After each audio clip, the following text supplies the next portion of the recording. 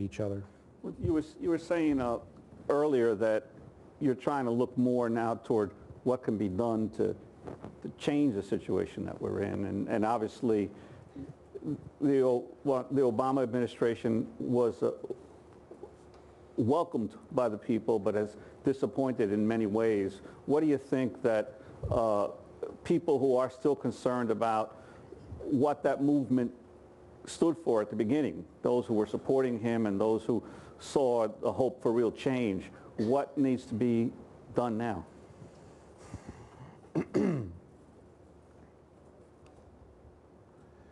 Well, the cynical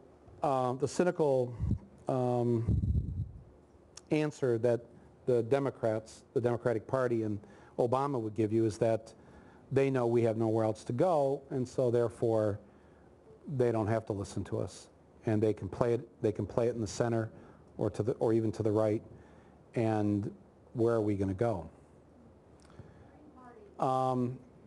Yeah, you know, Patty and I, you know, were very vocal and worked for Ralph back in 2000. You know, the way our system is rigged, it's not like other democracies where you have 4, 5, 6 political parties. And, you know, you watch the Canadian elections, all 5 political parties are at the debates.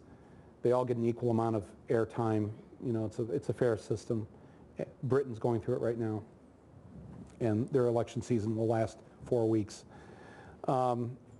So it's rigged against a third party. So either that has to change, or I guess what I've tried to encourage people to do locally, and essentially we did it in Michigan.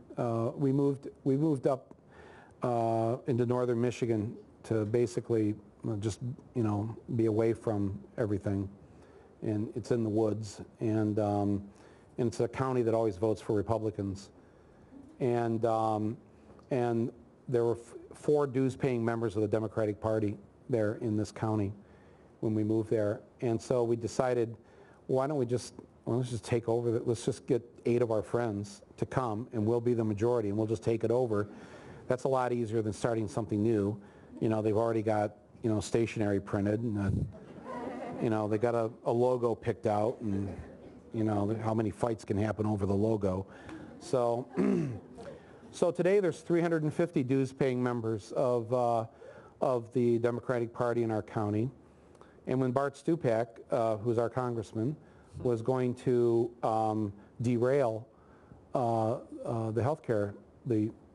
healthcare, sorry if you were listening on radio, those were the air quotes I was giving it. When he was going to derail that because of his own personal religious views, we got active very quickly and put an enormous amount of pressure on him, and one of our own announced her candidacy to run against him in the primary, and totally turned his life upside down.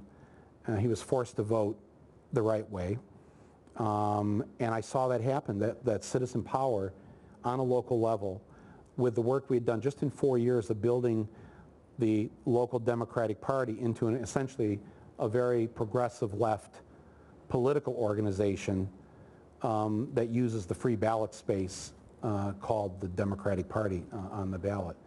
And I've encouraged this around the country, and I've heard of other people doing similar things. And we